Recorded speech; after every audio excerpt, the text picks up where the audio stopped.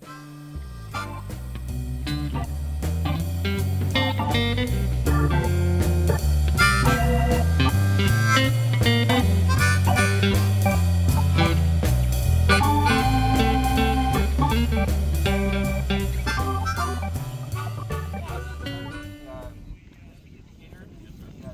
you think of flight, you probably picture roaring engines and crowded airports. But what if we told you that some of the most incredible aviation happens quietly above the fields of Manitoba without a single drop of fuel? Last weekend, the skies near Starbuck saw record-breaking performances as pilots from Winnipeg Gliding Club soared over 6,500 kilometers on pure wind power alone. So joining us now, Mike Mescal, the president of the Winnipeg Gliding Club, who not only helped lead this historic weekend, but also completed a soaring feat of his own that earned him international aviation honor. I can't speak, Mike. Welcome to the show. How are you? Good morning, Kevin. Yeah, a bit early today to be speaking, but yeah, I'm doing well. How are you? I'm excellent. Did I say your last name right? You did, absolutely. Thanks. All right, perfect. I know this may be an obvious question, but maybe you can talk about what the Winnipeg Gliding Club is and does. Yeah, the Winnipeg Gliding Club is a not-for-profit operation, totally volunteer-run, that promotes and trains towards glider pilot licenses recognized by Transport Canada. So we have our own operation, our own facility located out, as you said, out by Starbuck, Manitoba. And we've been around for 61 years. The club's been in existence since the late 50s. And at our current location for 40 years already, down by Starbuck.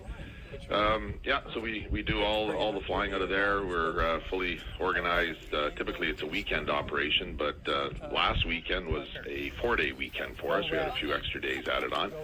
And as you said, it was record-breaking. What turned you on to gliding? It is the exhilaration, the challenge, the ability to fly like a bird. Soaring birds, hawks, eagles, they use the same rising air currents called thermals that we do. And southern Manitoba is blessed with lots of black fields in the springtime. The sun beating down heats it up, and those big bubbles of air go up at quite often quite a quick rate, and as it happened last weekend, to a very high altitude. Even listening to you talk right now, obviously gliding is something that you are passionate about. So maybe you can explain the gliding process to everybody, because, obviously I can picture the glider in the air, but how does it get in the air? So we have it set up, and most gliding clubs in Canada use a powered aircraft, and the Gliding Club owns 2 powered aircraft that are specifically set up for towing the gliders up, either a single-seater or the 2-seaters if we're doing training. The glider will get towed into the air, typically to 3,000 feet above the ground, at which point the glider pilot has the ability to release the rope, the 200-foot rope, and then go on his own to either do training and a gentle glide back to the airport, or again, as it happened last weekend, just connect with the thermals and climb up, and away you go. And on the Sunday, my personal best flight ever was a height gain of 3,000 meters, just shy of 10,000 feet. And I set that down on my cross-country flight near L'Atelier and climbed up pretty quickly to over 11,500 feet in height. You are a brave man, I'll tell you that right now. So it's single. These are single gliders with like one person in the glider, right? Typically, the more advanced gliders, the single-seaters, are higher performance. They have sort of a smaller profile, designed for racing, designed for high-speed cross-country flight. We also have 2 very efficient, very aerodynamic 2-seat gliders that we do training in. As well, we quite often on weekends take members of the public up for glider rides at a fee, of course, and we try to accommodate that on Saturday, Sunday mornings for those that are so inclined. What's it like going up the first time on your own? I can barely remember. It was about 45 years ago when I did my very first solo flight. But as an instructor now, and of many years, sending a student on his or her first solo flight, you just know that they're ready. Of course, they're trained and they have the safety protocols in place. But they come back with the biggest grin and the widest smile you could ever imagine. So it takes me back to my time when I went solo, and it's just a phenomenal feeling. Okay, so let's talk about last weekend. How did weather conditions during last weekend create such optimal soaring opportunities? We had a very unstable air mass move into southern Manitoba. There's gliding thermal predictor programs on the internet that we can look at. And a couple days out, usually about Wednesday, I guess, we started noting this trend. Knew that Friday would be a good day. Didn't expect all 4 days to be as good and as stellar as it was. But it just was very unstable. We had the sun out all the time, beating up that field, making it hot, and those bubbles of air went up. And typically, the thermals need a differential in air temperature, I should say. So if it's a cooler evening, which it was, and a warm, rapid rise in temperature, then those bubbles of hot air break free, and away they go.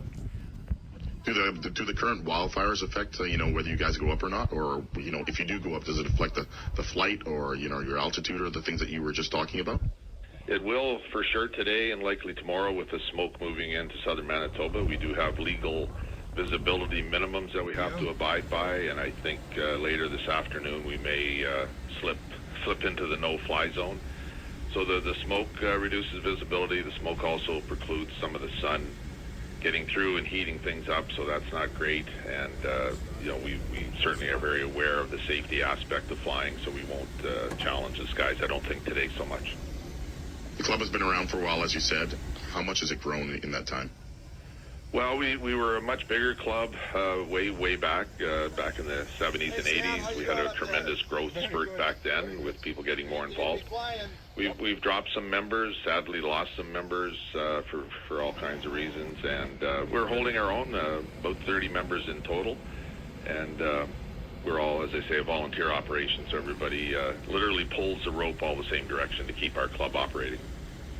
Okay, so you were saying that you're an instructor, so I'm assuming you have training programs. Maybe you can talk about, what the training process looks like for new members. So when somebody joins, whether they have zero experience or maybe they're a powered pilot, a commercial pilot transitioning to a glider rating, the process is the same. We take them into the two-seaters, start them off with the very basic control effects, moving into the more advanced control effects, and safety and emergency procedures. Typically, somebody with no experience is going to do, say, around 60 flights with an instructor before they go solo, and then there's an additional 20 solo flights to meet a Transport Canada requirement. There's also ground school, written exams, medical requirements, and typically it's a 2-year process over the summer. Sadly, we don't fly in the winter months. Just too cold and miserable for the winter months, I should say. So not great. It would be, totally. You've been doing this for a while, so I'm curious to know, technology-wise, how has technology affected the glider itself? That's a great question, and the instrumentation on board a glider now has moved from a folded-up map on your knee, where you draw a pencil line of your track line, to moving maps and GPS controls. We see all kinds of flight instruments on board that'll predict not so much where the next thermal is. Unfortunately, it doesn't get that technical, but it tells you how much height you'll need from a distance away from the field to come home, called the final glide. And I've been out on course and known that at 70 kilometers away, if I had 8,000 feet, I can glide a straight line back to the airport. So these instruments are all very technical. We also have on board trackers and loggers, so we know any gliders out there. We can see online where the glider is. So it's made the sport a whole lot more technical. For me, it's taken away a little bit of the old cachet of flying along with a map, which I still do, in fact, just because I'm an old school guy. But yeah, it's advanced, and even the composition of the gliders now are way more elaborate. Materials they use, carbon fibers, lightweight materials, bigger and better, as they say. So yeah, it's amazing. When you're flying, you said you still fly along with the map. Is it just a regular map, or is the map different so that you know where you're going? I couldn't imagine knowing where I'm going that high up. These maps are aviation related, so they have all kinds of landmarks, all kinds of airspace areas marked out that are sometimes no-fly zones for us. If it's into controlled airspace, we stay away. And again, that's the beauty of southern Manitoba. It's all mostly uncontrolled airspace. So VFR, which is visual flight rules, you're capped to a 12,500-foot level, and that's fine for us. We don't go that high typically. And there's just a lot more information on the maps than a Manitoba road map. So for those that are listening and want to learn more about joining your club, how do they do so? They can get in touch with us. There's a info link email at our webpage, wgc.mb.ca, or Google Winnipeg Gliding Club. That'll take you there as well. Phone numbers there. You can phone, leave messages. They'll bounce to me, and we can chat further. There are some height and weight restrictions, of course, for passenger loading for safety reasons, so we're aware of that. And sadly, sometimes people that want to fly cannot fly because of those restrictions. They're not too onerous, but we do have to abide by that. Talking to Mike Mescal, the president of Winnipeg Gliding Club. Appreciate you waking up this morning, and congratulations on the record-breaking performances last weekend. Thanks very much, Kevin. Appreciate the time. No problem. Thanks, Andy. We're off. Great luck. Yeah.